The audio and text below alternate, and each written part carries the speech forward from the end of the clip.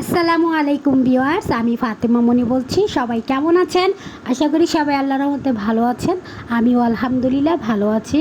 সকালে নাস্তা করার জন্য আমি কারেন্টের চুলায় গরম করতেছি। এগুলো হচ্ছে কলিজা ভুনা। তো হচ্ছে নাস্তা খেয়ে আমি হচ্ছে রুমে আসছি।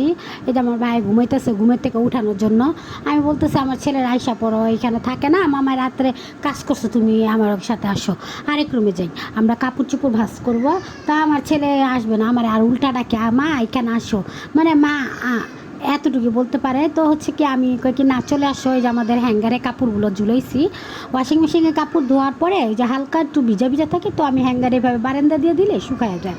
তো হচ্ছে এই কাপড়গুলো আমি সব নিব, কারণ হচ্ছে আমি আবার কাপড় ধুতে দিব, ওগুলো আবার শুকায় দেবো। দেখেন বাচ্চারা পঠি খাড়া করে রাখছে। তো আমি কাজ করে আমার বোনের বাসায় যাচ্ছিলাম, আমার ছেলের সাথে কথা বলতে বলতে। কোথায় যাবা? ও বলে খালামুনির বাসা যাবে, মানে দেখায় দেয় আমাদের বাসার থেকে ওদের বাসা অনেক কাছে। তো আমি ওর সাথে কথা বলতেছিলাম, খালামুনি বাসা যায় দুষ্টামি করবা না, জিনিস ধরবা না, কোনো কিছু ভাঙবা না, ওকে বুঝাইতেছি। ও কে আর বুঝে, ও ছোটো মানুষ, ও আর মতো করে। তো হচ্ছে আর খালামুনি বাসায় চলে আসলাম। আমি গেট নক করতেছি, আমি গেট নক করার আগে আমার ছেলে চিল্লান দিয়ে ওঠে, মানে আওয়াজ দিল ও আসছে, আর খালামুনি বাসায় ও আসছে, এটাই বুঝাইতেছে। তো আমি কই কি চলো আমরা যাই, খালামুনি বাসায় যাই, খালামুনির সাথে দেখা করে আসি। তো এই যে আমার ছেলেকে উঠছে, আর ওইখানে আমার বাইক না মোবাইলে গেম খেলে। যাই হোক, এদিক দিয়ে আমার ছেলেকে বলতেছে তুমি কি করতেছো, হ্যাঁ কলম দিয়ে আঁকায় আবার ভরে ফেলতেছো পেন্সিল দিয়ে। এর জন্য ওর গেঞ্জিটা কী করতেছে, মুছতেছে। দেখেন দেওয়ালটারে কী করছে, পেন্সিল কলম দিয়ে আঁকায় নষ্ট করে ফেলেছে। আমি কই কি তোমার খালামুনির ঘর নষ্ট করছো, বকা দিবে তো বাড়িওয়ালা, বলবে কি ঠিক করে যাও, রং করে যাও। তো আমারে হচ্ছে দুপুরবেলায় যে খেতে দিল ও খিচুড়ি আর ভুনা গোস্ত, কি না খেয়ে নেয়।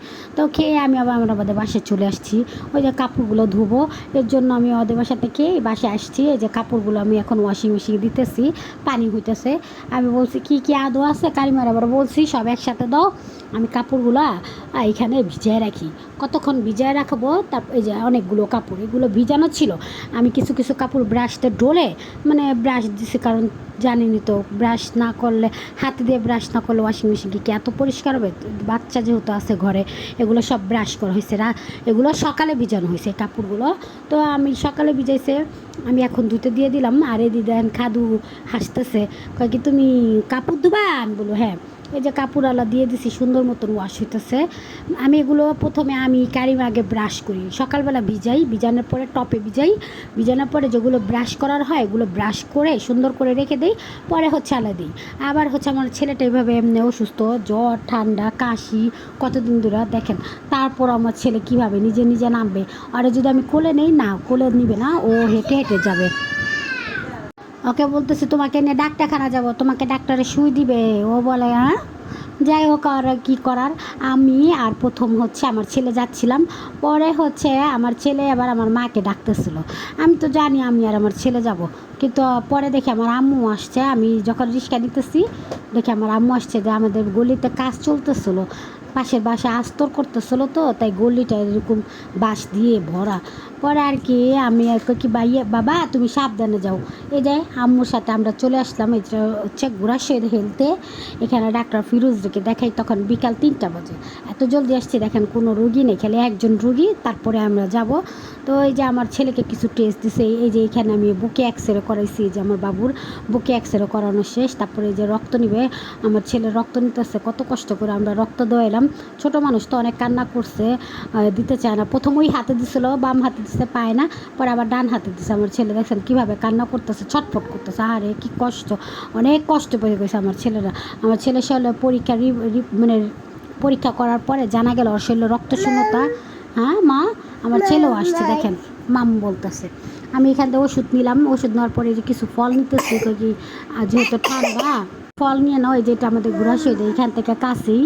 পরে হচ্ছে এখান থেকে কিছু ফল নিলাম, বিশেষ করে আনারটা দরকার, কারণ আনার শিং মাছ কবুতর, হ্যাঁ একটু কেনাকাটা করে বাসার উদ্দেশ্যের জন্য রিক্সা নিলাম। এই যে রিক্সা নিয়ে আইসা পড়ছি, বেশিক্ষণ লাগে না আমাদের বাসা আসতে। তো এইখানে বাসা দেখি কারিমায় হচ্ছে হারিকেন, এগুলো আম্মু গ্রামে নিয়ে যাবে। আম্মুরে বলছে এগুলো নিয়ে যাওগা, কারণ ঢাকায় থাকলে পরিষ্কার এখন আর ভাল লাগে না, পরিষ্কার করতে থাক, গ্রামেই থাক, সব কিছু গ্রামেই পাঠায় দেবো। যে হারিকেন, আমাদের ঘরে মাটির অনেক জিনিস আছে সিকার মধ্যে সাজাইছে, এগুলো সব আস্তে আস্তে গ্রামে পাঠায় দিব। কারণ যেহেতু ঢাকা শহরে ভাড়া থাকা হয়, ঘর ছাড়তে গেলে কি বিরক্ত। এই যে এই মাটির আয়নাটা, এটা ভালো করে ধুয়ে কুচি কারিমারে বলছে এগুলো সব পাঠায় দিস, পরিষ্কার করতেছে।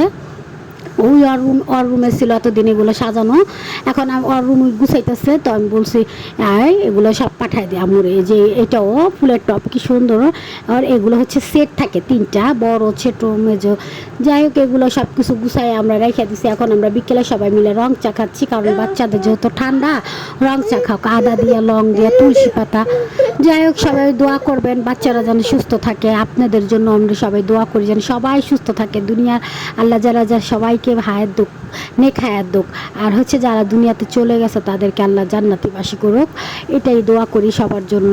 আর হচ্ছে এই যে আমাদের এই ছোট্টখাটো একটা পরিবার, কারণ সবাই পাশে থাকবেন। আল্লাহ হাফেজ।